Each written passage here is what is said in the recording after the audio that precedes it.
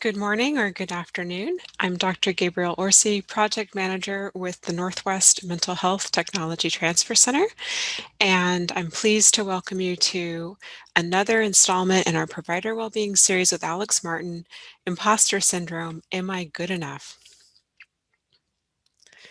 Just a few words to start about our network. The MHTTC network is a nationwide network supported by SAMHSA, the Substance Abuse and Mental Health Services Administration.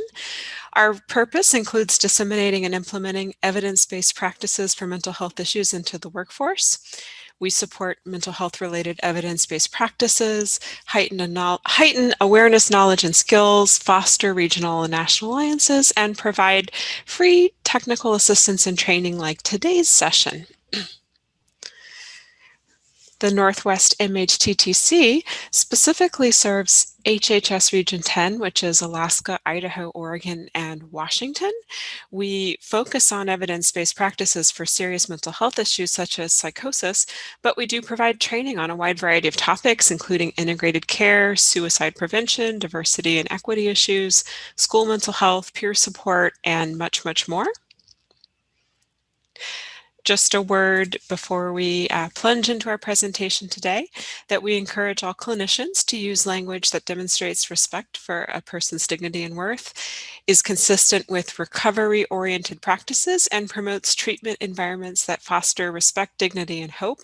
And of course, just keep in mind that we are recording this session for later distribution, so be mindful of confidentiality of any clients. A few housekeeping items today. We ask that you use the Q&A feature to ask questions about the topic. We are using the chat feature to provide technical support and answer more general questions. We're going to make today's recording and any accompanying resources like the slide deck available on our website in about 2 to 4 weeks. We also we'll issue a certificate of attendance, so look for an email in 2 weeks to 4 weeks about your certificate being available for download. There are not formal CEUs available for today's session. We're going to ask that you complete a short evaluation at the end of this presentation, and we'll send you an email with the link as well for that survey. We are required by SAMHSA to conduct this survey, and we really appreciate your feedback about the session and to plan future sessions. Your participation in our evaluation helps keep the free trainings coming. So just a reminder, the Q&A box shown in the toolbar here is for those subject matter questions. And the chat box is for all other questions and to speak to the whole room. So your chat is not private. I would be remiss if I didn't include the standard SAMHSA disclaimer. I won't bore you with reading it, but SAMHSA sponsors this work, but doesn't have an official position on this content. And now on to the important part. I'm very pleased to welcome Alex Martin back. She's presented for us 3 other webinars in this Provider Wellbeing series, and you can see a little bit about her background. She's been working in the mental health, behavioral health field for over 20 years and has a distinct focus on communities of color and gender and sexuality issues. So I'm very pleased to welcome Alex back, and we'll spend a few moments at the end on Q&A. So do keep your questions flowing throughout the presentation, and we will address them either if they're kind of generic in the chat or if they're topical at the end. So without further ado, I'm very pleased to hand the mic over to Alex. Thank you, Dr. Orsi. I am going to do a screen share now. Just transition. All right. Get this into, oops. To full screen. There it is. Technology. All right. Thank you once again to the wonderful folks at Northwest MHTTC for having me and creating this time with all of us.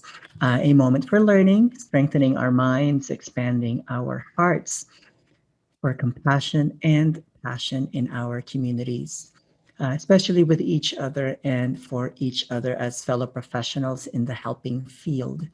I saw some folks chiming in there in the chat box. Looks like we've got someone from Alaska. Welcome. And someone was asking about the suicide prevention. This is a different one. So this is the imposter syndrome topic. Am I good enough? Um, but thanks for sharing your day with us. Good morning, good afternoon, and good day, everyone. Again, my name is Alex Martin, and I primarily use she pronouns, but he and they are totally okay. And I'm honored to share safe space with all of you, and hope that this tax season will help us get back into gear, and hopefully everyone's taking advantage of the extension. Um, Before we move on to the formalities, I just want to share what how myself I'm impacted by what's going on, especially what we hear on the news, and hope that everyone's taking care of themselves and finding time for self-care. And I hope that you get to do that in this session today, hopefully. All right. So as we begin our time together, I acknowledge that I am on the traditional land of the Coast Salish people, past and present, and honor with gratitude the land itself and the Duwamish tribe. And I invite you to honor the land that you are on, its people, past and present, especially the land that you and your family have come to know, to settle on, and make a home. This Honor Native Land poster and other designs are available for free via usdac.us/native land. And just a little about me for background and context. I'm a licensed social worker with a concentration in integrated health and mental health from the University of Washington, and a licensed substance use disorder professional in the state of Washington.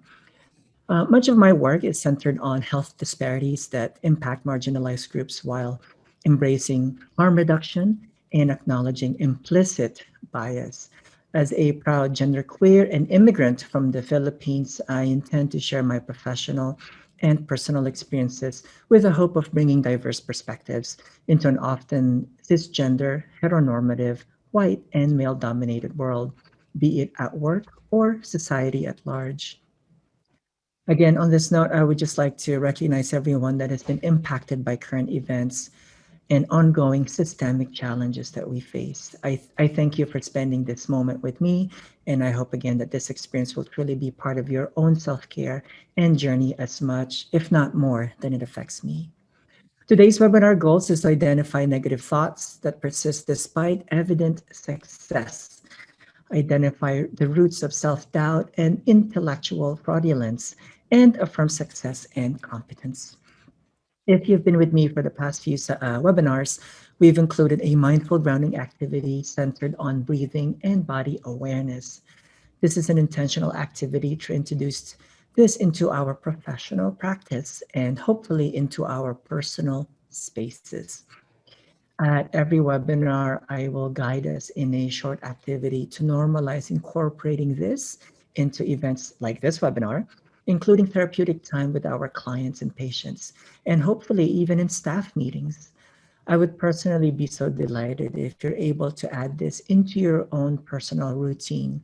Even just a few minutes can do wonders. Now, this mindful meditation activity is designed to assist in exploring our experiences in the present moment. It is focused on quieting the mind while deepening awareness of the mind, body, and spirit connection. Let's begin. Before you enter into this mindfulness practice, find yourself in a comfortable seated position. Place both feet on the floor. Gently move your body to increase your comfort.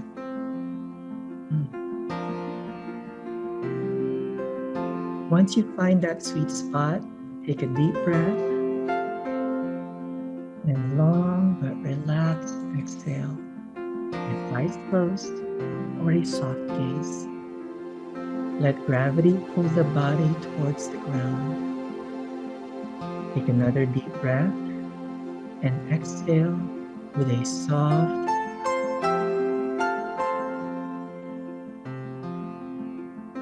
as you become one in this moment. Inhale and soft exhale.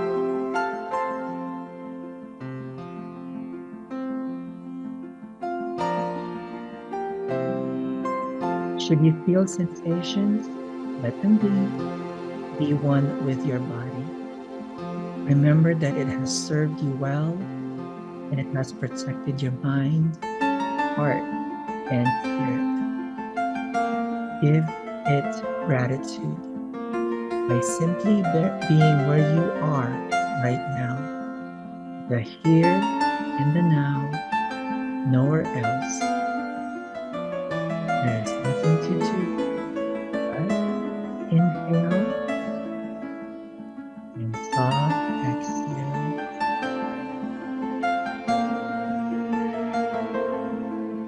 Continue to follow my voice. I want you to know that you are amazing. Acknowledge and accept this by embracing your belly gently and lovingly. Listen to your heartbeat. Feel its power and might. Listen within your own power and might. Inhale in and a soft exhale.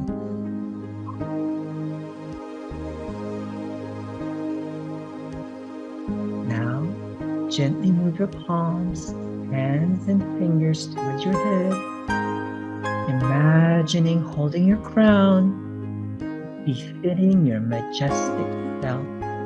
Remember, you are royalty. Slowly shift your arms above you and stretch it towards the sky, a sky unlimited in potential and endless in possibilities, just like you. Gentle inhale and soft exhale.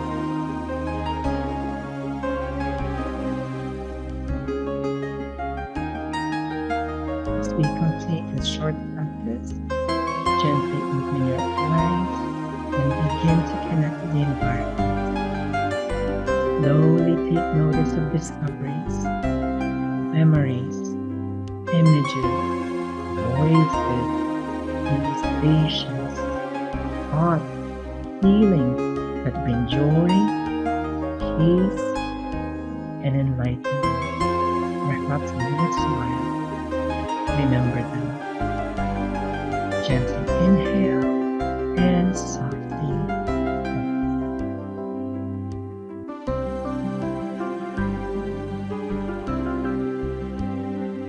Once again.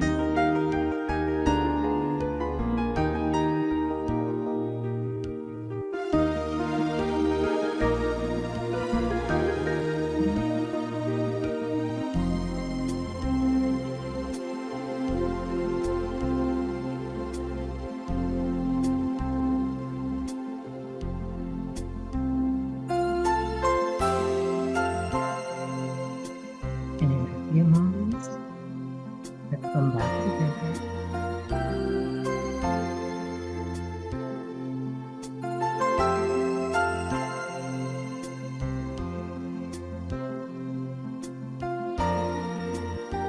Thank you.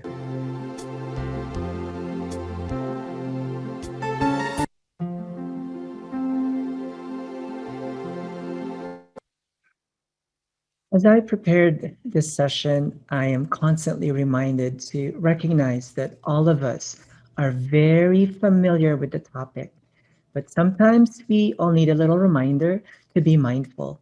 Remember that you are all experts. We just need a little nudge. Remember that you're fabulous, that I'm fabulous, and that we are all fabulous together.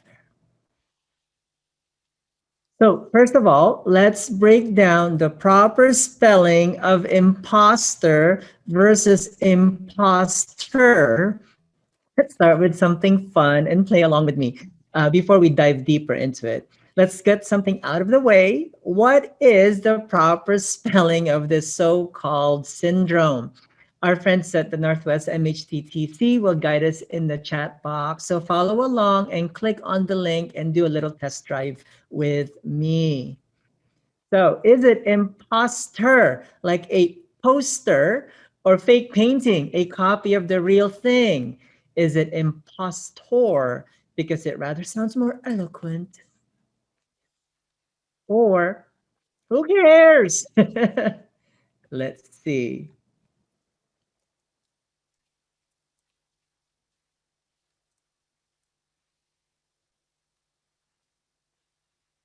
Let's see.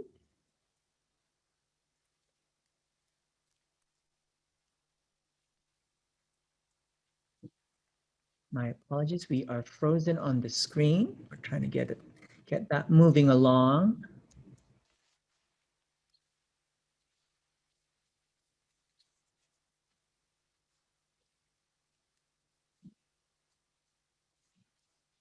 Oop, there it is. It was hidden. Oh, most of you are liking imposter. Only one person thinks it's eloquent. All right. Oh, there's a couple more. All right. We're joining forces. There's a duo over there. Well, here's the thing. Oh, it's getting three more.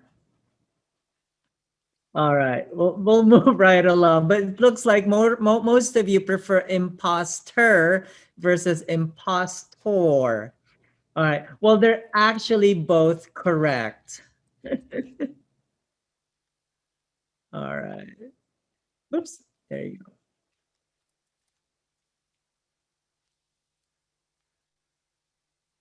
Latin root of Miss impostorem, which means impose upon or deceive.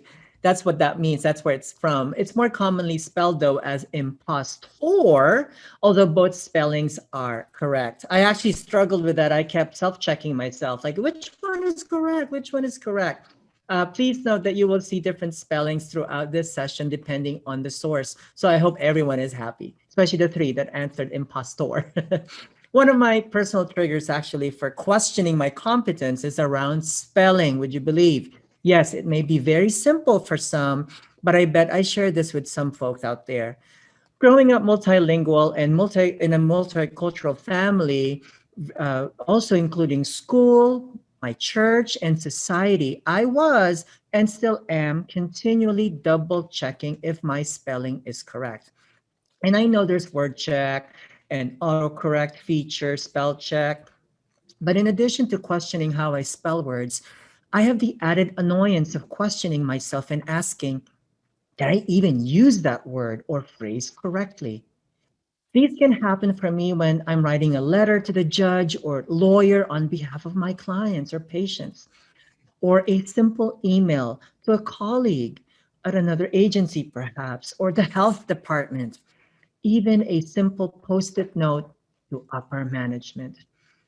According to the dictionary, a syndrome or syndromes is or are a group of symptoms which consistently occur together, or a condition characterized by a set of associated symptoms, or simply a characteristic combination of opinions, emotions, or behavior. Now, I'm curious, what are your symptoms? What are your triggers when you feel like an imposter in your profession, in our profession? Let's see. So how does imposter syndrome show up for you at work or any related area or space, including work from home? Again, our friends at Northwest MHTTC will drop the link in the chat box.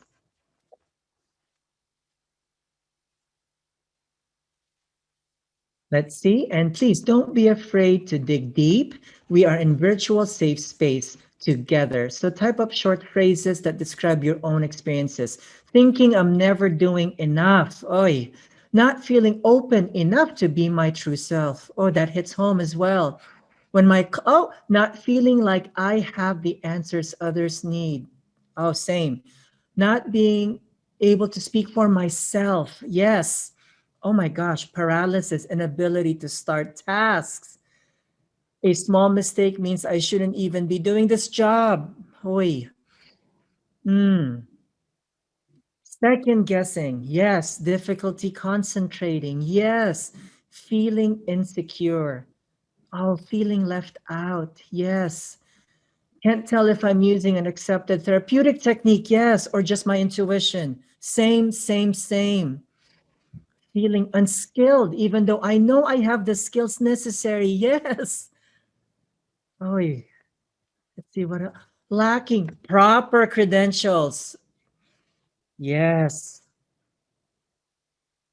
Not being able to speak for myself as others tell me about me. Yes. Worried about how I look or sound, so won't step up. Yes. And I hope I get to say someone started typing in when I say, I hope I find your quote there. Feeling lots of emotions surrounding a client or topic. Yes, that flood of emotions. Yes, absolutely. Yes. Oh. And feel free to read these out loud to me, to yourself as well. I know you're muted, but go ahead, say them out loud as well. Read other people's quotes as well. And I hope that you find some comfort and feeling empathy that there are others like us. Oh, yes, not sounding like a professional. Yes. So I grew up in the Philippines. I share this, and I'm often self-conscious of my accent. Oh, when I say that I'm under supervision for licensure. Oh, yes, same, same, same. Oh my guess. Oh my gosh. Yes, keep them coming. Keep them coming. Oh, yes. Mm. And there might be some in the chat box. So I'm going to check real quick, okay?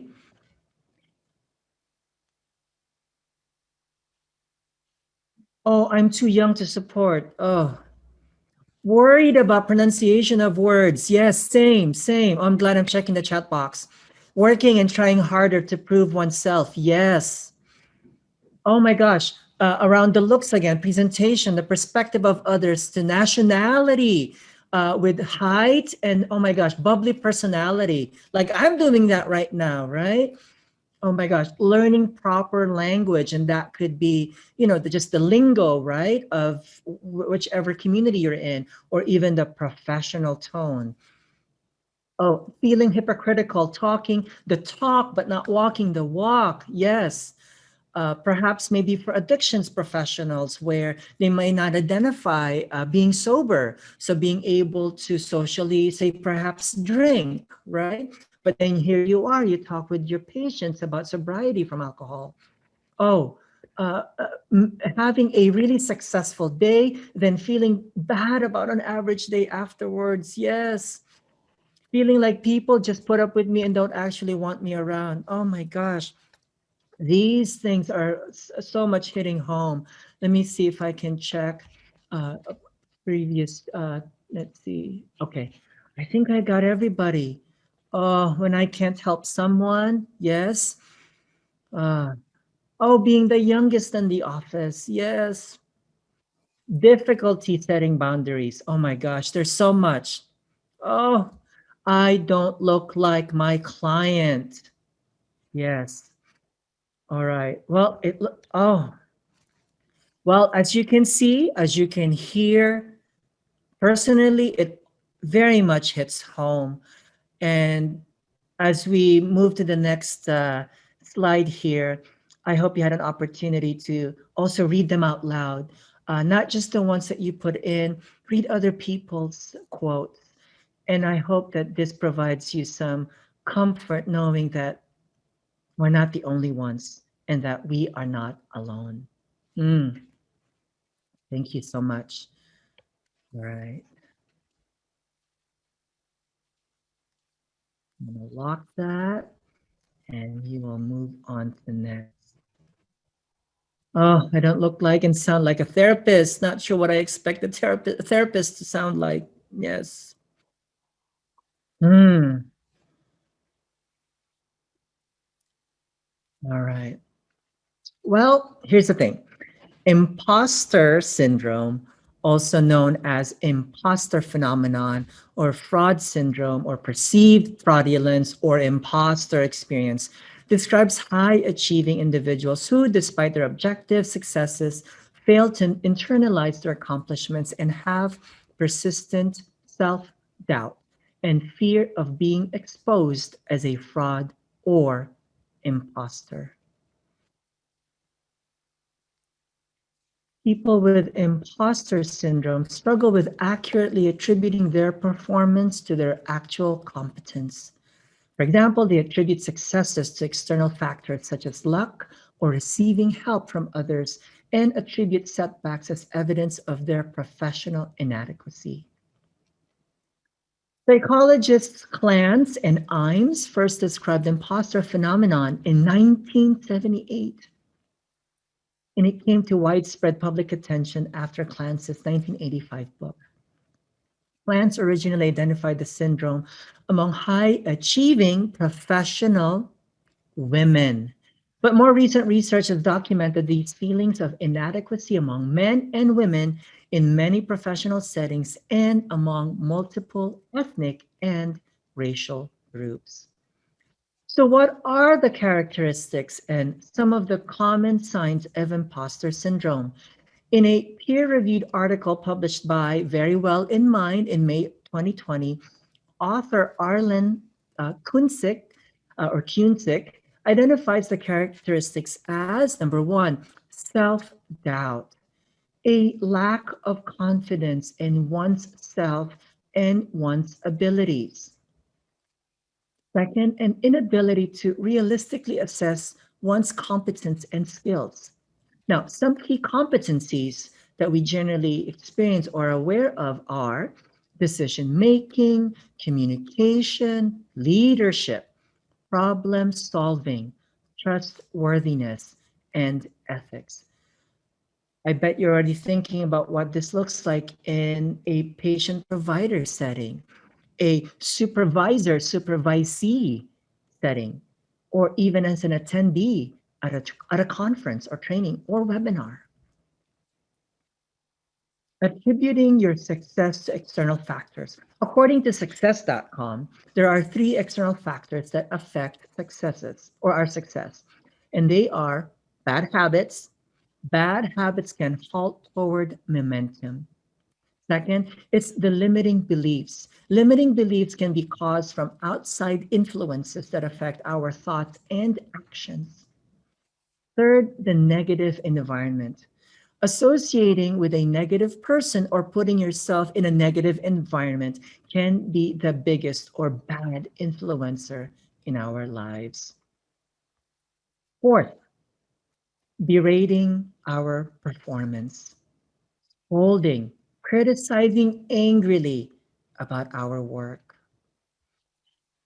Fear that we won't live up to expectations. Now, that's self-explanatory, right? However, I will add, it's irrational. That's the key. It's irrational.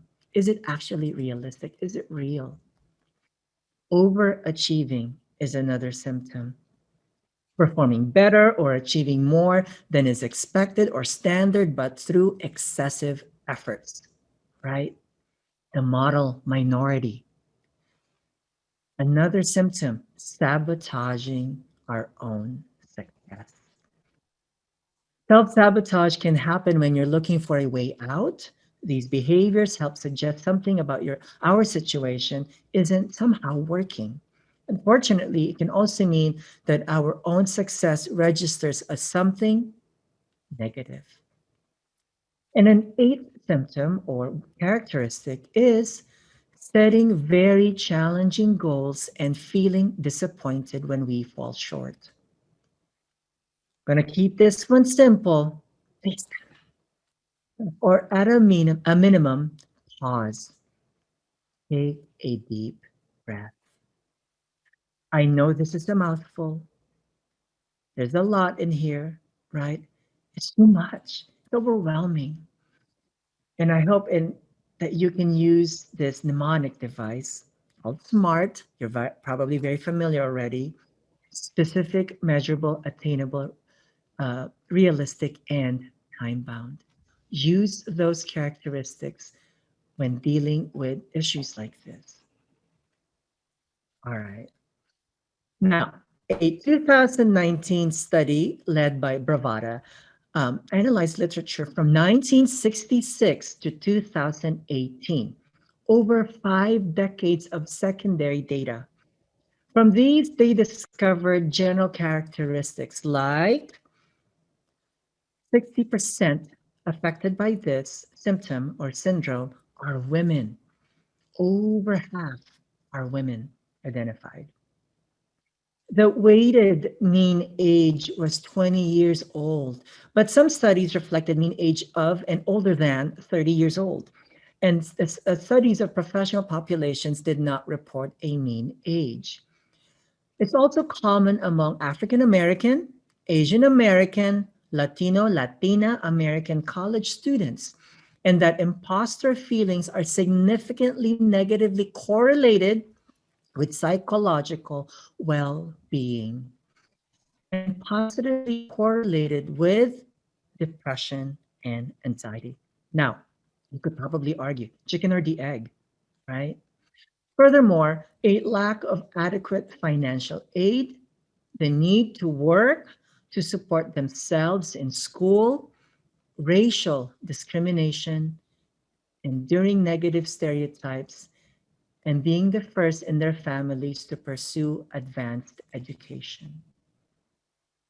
I know I can see you right now, but show of hands, is this describing your experience? Thank you, Silvio. Thank you, Lynn. Thank you, Sherry.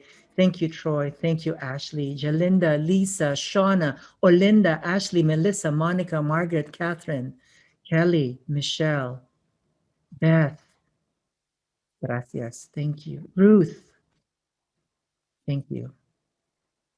Now, these are only characteristics from the younger and student populations.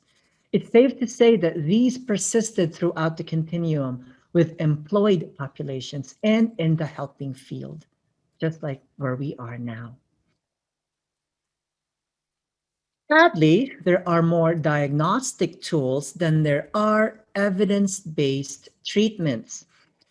According to the same study, none of the included articles presented an evaluation of a specific treatment. For example, cognitive behavioral therapy for managing imposter symptoms. A 1985 paper by Matthews and Clance qualitatively described their experiences in private practice, caring for 41 people with imposter feelings. They recommended validating patients' doubts and fears, directly addressing fears of failure, and providing group therapy since these patients often feel isolated. Now imagine what that has been like for the past year, and that they alone experience imposter feelings. However, no data were presented on treatment intensity, duration, or improvements on any diagnostic tools. Though it's common among fresh graduates and new professionals in their respective fields, these phenomenon can be a cycle. Clinical psychologist Suzanne Imes stated, unconsciously, they think their successes must be due to that self-torture. Afraid of being discovered as a fraud, people with imposter feelings go through contortions to do a project perfectly. When they succeed, they begin to believe all that anxiety and effort paid off. Eventually, they develop almost superstitious beliefs. But remember, these imposter syndrome characteristics, signs and symptoms, although real is a phenomenon, it is not in the DSM. If you're like me, we've been socially conditioned to stay in our box, in our little sphere. And in not so many words, these microaggressions become reality. Like a broken record, like a broken record. Negative thoughts keep playing and playing and playing and playing in our minds. The faces we see on TV, the movies, Instagram, TikTok, and so on, who portray power, competence, and success when they don't look like us. And we read that, we saw that in some of the quotes that you shared earlier. Now, surely it can't be us, right? When they don't look like us, and will never be someone who looks like us. In 2013, journalist Kirsten Wire wrote, "Feel Like a Fraud?" She wrote this cover story for the American Psychological Association. And here's what she suggests. One, talk to your mentors. Whether it's your very first supervisor or professor to your clinical supervisor, talk to them. It's not always, but when you do have a positive experience with an inspirational supervisor who just sees your skills and pushes you to be your best, it feels wonderful. I can still remember mine. She's retired now, but her name is Kathy. Kathy Spielman. If anyone in the Washington state or neighboring cities know of her, she is that person for me. I often think about what she's done for me and I emulate what she's done for me, and I do that for my own supervisees. I encourage them. I try to say out loud their skill sets that they're often blind to because of that self-doubt, that imposter syndrome. They may not say it, like this is imposter syndrome, but it's definitely showing characteristics of it. And again, I hope that you get to have that memory as well, thinking of that clinical supervisor, for example, and that you think of them over decades later and emulate them and inspire others to be their best as well. The next one is to recognize your expertise. As much as we can be our worst critics, we have to be our best cheerleaders. Woo! Acknowledge and celebrate your successes. Identify those skill sets that brought us there, that brought you there. The next one is remember what you do well. Basically, repeat the best. Repeat the best. Repeat your best. If it's not broken, don't fix it. Which brings us to realize no one is perfect. Perfection is overrated. Can we say Insta filter? Change your thinking. I have to admit, this can be challenging. But a good reminder I set up for myself is remembering that I can't possibly encourage my own clients to get into CBT if I can't even practice it myself. Positive affirmations do work. Wake up to a lovely note on your bathroom mirror. Pat yourself on the back and say to yourselves, how amazing you are. I want to see you click on that clap emoticon, that emoji. Click on that clap emoji. Thank you, Lisa, Susan, Stephanie, Louise, Michelle, Angie, Angel, Erica. Yes. Mary. Yes. Jalinda. Thank you. Next, talk to someone who can help. in addition to our supervisors, clinical supervisors, be it our own therapists, our peers, our social circles, just make sure there's someone who believes in you, cheers you on, celebrates you while being honest and practical.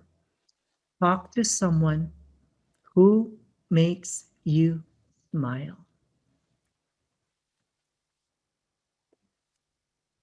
So remember, talk to your mentors, recognize your expertise, remember what you do well, but realize no one is perfect, and change your thinking and talk with someone who can help and makes you smile.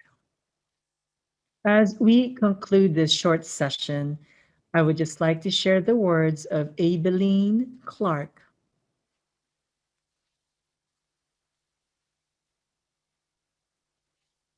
You is kind, you is smart, you is important, you is smart, you is kind, you is important. Oh, that's so good. I think that deserves a replay. You is kind, you is smart, you is important, you is smart, you is kind, you is important. Oh, that's so good.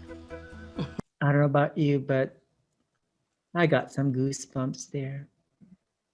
Remember, you is smart, you is kind, and you is important. You is kind, By Evelyn you is Clark smart, and the help by you is Triple Threat important, Viola Davis.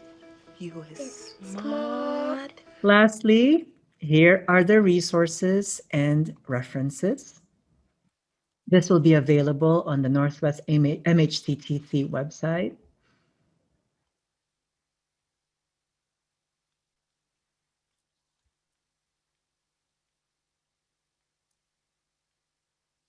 And as we transition to the lovely folks at Northwest MHTTC for the Q&A, I would simply like to say thank you for your time.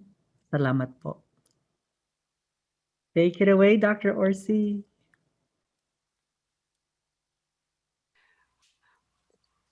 Wonderful. Well, thank you so much for your time today. Looks like we can start with one question that's been posted in the Q&A from Catherine. From the lens of positive psychology, is there a benefit to imposter syndrome? Ooh, that's a good one. You know what? My sort of this is more of a personal opinion. I say yes because I think it allows us to challenge ourselves. It's a good way to self-check, right? And it's also challenging ourselves to respond positively to what we may perceive as imposter syndrome. I would say yes. But that was more of a personal opinion. Now, I'm not a clinical psychologist, right? I'm not an expert on imposter syndrome. I've not done, formal research on it. But I'm going to lean towards absolutely yes. It's an opportunity for us to do a self-check, but also respond in a positive way.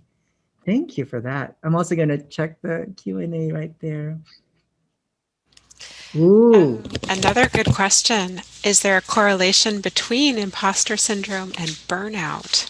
There was that study, the long one, the over 5 decades one, but they'd only said depression and anxiety. I bet you, and let's see, I'd have to find out when we actually coined the term burnout in the professional setting. I can't imagine that it wouldn't be. Now I'm curious. I want to search for that specific word. I mean, again, opinion. I bet that it does. It's definitely. I feel that it's instead of a symptom, I feel like it's an effect of it. Like it's almost like the next stage, right? I've definitely felt burnt out every now and then. Yeah, thank you for that, Lita.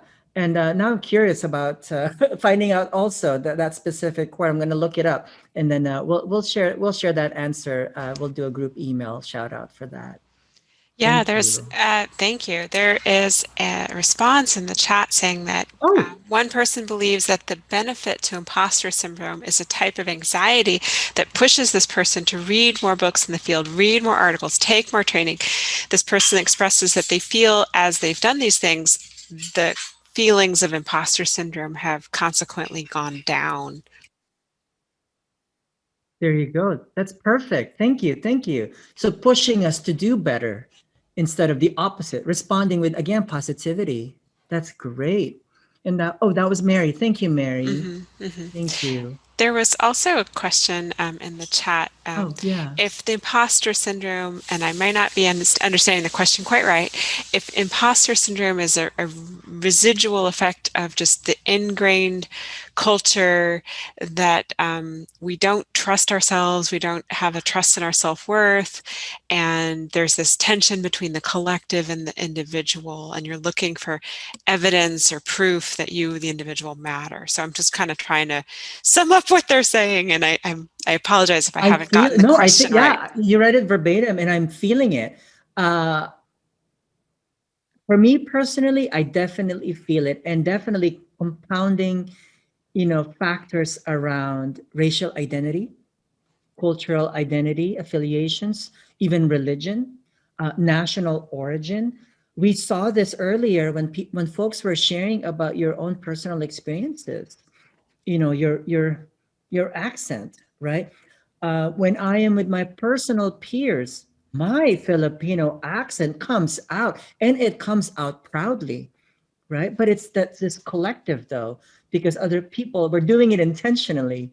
And then I code switch when I'm at work. So there's definitely that.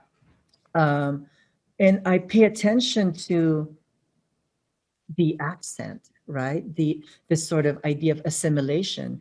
And in Philippine immigration to the United States history, assimilation is so embedded. Assimilation uh, defined more as removing one's old self and becoming this American US citizen, right? It's so common. Now, imagine someone as a professional now, and they have this family background where their parents, they're immigrant parents, and they're say, the first generation, and they're being told not to speak Filipino or Tagalog or any other dialect in their home, to only speak English, right? And having embarrassment then of their parents speaking with this accent, embarrassed to have them around. We have this, ongoing like scene in movies where the kid gets so embarrassed about their mom kissing them on the cheek as they hop on the school bus, right? But in Filipino immigrant culture, the embarrassment of their parents being heard, being laughed at, right? Um, there's many stories of immigrant kids bringing cultural food to school and being bullied for it. That experience doesn't go away like that. We carry that with us as professionals. Sometimes what can be troubling is that unconscious memory of it, and it's implicit, right? And that's all internal. And then we get into the external pieces around, violence, but also implicit bias, microaggressions, right? Even the ones that we think are okay, being a model minority, it's not actually that helpful at all. It's damaging, to one's individual ego and to one's community, right? So anyway, I got really kind of deep into that, but I hope that was helpful information to share. Thank you. Yeah, thank you. I'm just going to scan the chat. And there's another response that someone really Mm, resonated with the phrase code switching. I hope everyone knows what the concept of code switching is. Um, Maybe you could say a word about code switching.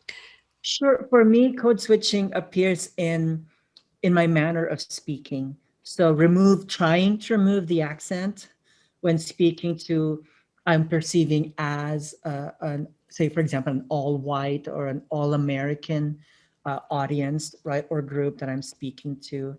Um, it can also appear in my gender presentation. If I am, say, in the Metro Seattle area, I'm a little bit more confident. I'm feeling a little safer, a little bit more proud that I am presenting more effeminate, more feminine in my manner of dressing, putting on a little bit of makeup. But the second I step out of the Metro Seattle area, whether it's traveling or grabbing something from a faraway, exclusive store, um, I have to be self-aware of how I dress. I kind of joke about it that I try to look butch. I just end up looking like a lesbian, that kind of thing. But yeah, that's how code switch looks for me.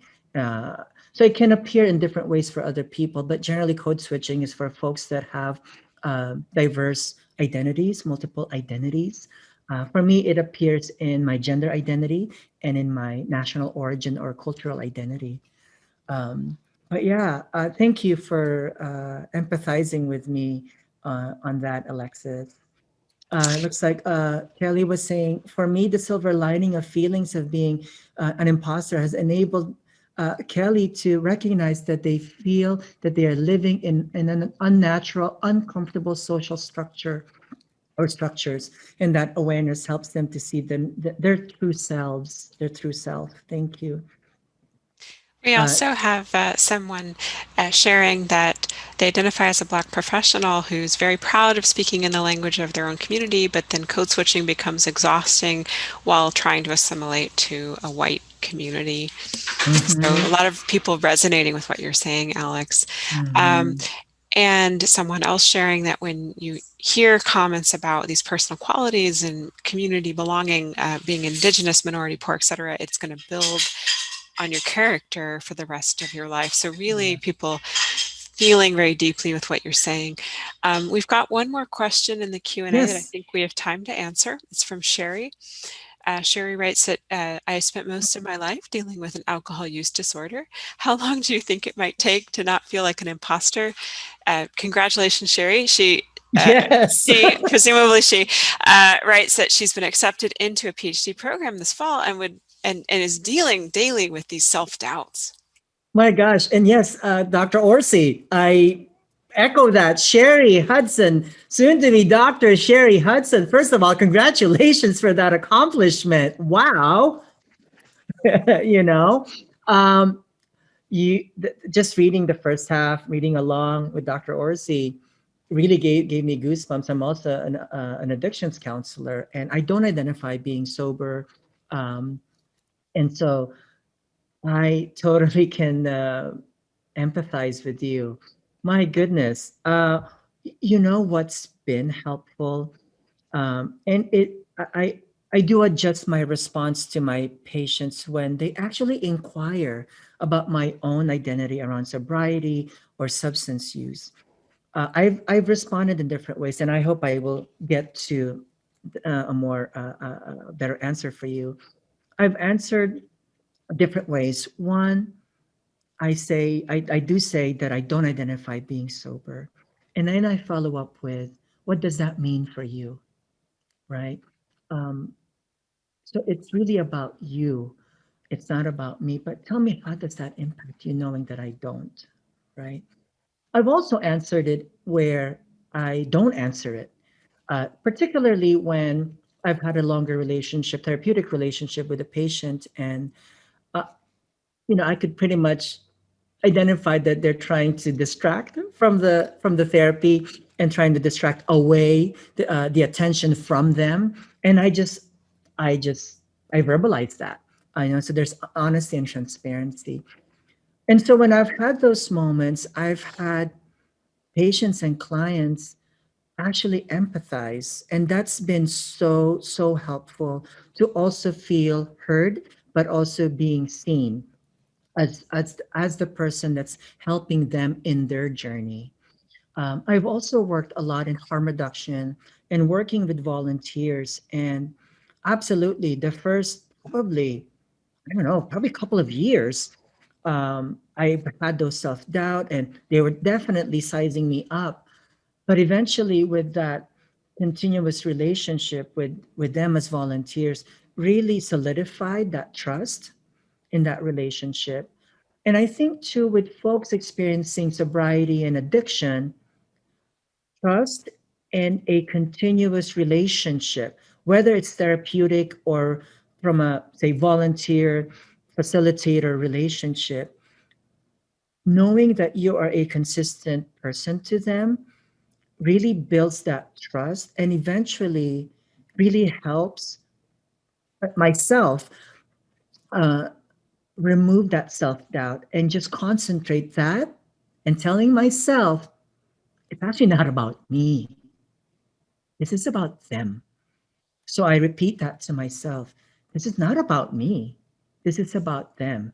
And the fact that even if you might say, but I don't know anything about, then allow that space, that therapeutic space to become about them storytelling, right? And so that's been helpful. As far as the concrete, how long, it's going to be individualized, I think. Um, and I hope that you will continually have these therapeutic relationships, and also perhaps even peers, in your network, be it professional or social network. I've had a sober professional peer actually suggest, and I only did it because I felt that they were the right person to sort of give me the blessing, but to actually attend sober meetings, AA meetings, NA meetings, Al-Anon meetings. And when you do attend, you still ask permission from the facilitator. And when you do the introductions, you just say that you are this person. And it is not uncommon, particularly for professionals trying to get into the addictions field while they're still in school or doing their internship, that they actually attend those meetings. I'm not sure if you've been able to do that, but I've accepted that's also common practice. But I kind of waited for that sort of blessing from my professional peer who identified as being sober. There's one more. I know we've got 2 minutes. Shall we do it, Dr. Orsi? It's really your call. There's a lot of people commenting about the presentation, thanking you, as well as saying that in a weird way, perhaps code switching is a skill, and it can be a skill that aids you in It absolutely can be. connecting and Yeah. developing connections. And yeah, and yet being nervous even if you have that skill in the moments where you know you're going to code switch. So a lot of people responding, but we don't have time to fully engage with. There's one more person who has a more of a comment in the Q&A than a question about seeking help after being a helper, and then unfortunately having an experience where professional help just wasn't adequate for that person. Mm, So yeah, kind of want to sit with that and reflect on it mm. rather than necessarily try to answer. Not everything has an answer, right? I totally agree with you. So thank you for sharing, Deborah, and best of luck to you, Sherry. I can say graduate school is a journey that's best undertaken in good company, and if you can find a mentor or a peer, I would guarantee there's someone else in your program who, while they don't necessarily face the same struggles, feels perhaps like an imposter. I know that would have been true for my fellow graduate students, and um, usually if you're feeling something, you're not the only one. So without further ado, I just want to invite everyone to join us on May 19th when Alex will be presenting again with some special guests. The topic's going to be stigma, shame, and self, so very much in keeping with some of the themes we touched on today. Don't forget about giving us your evaluation feedback to keep these trainings funded and flowing. We really appreciate your support and your attendance today. Don't forget you can connect with us through our newsletter, our website, or on social media. And finally, thank you again to our presenter, Alex Martin. We really appreciate your time and expertise today and your willingness to model for us what sharing and vulnerability is like, and just giving us some really great examples that are so personal and so meaningful. And we'll see you all next time. Thank you to our audience for joining us, and thank you Northwest staff for facilitating.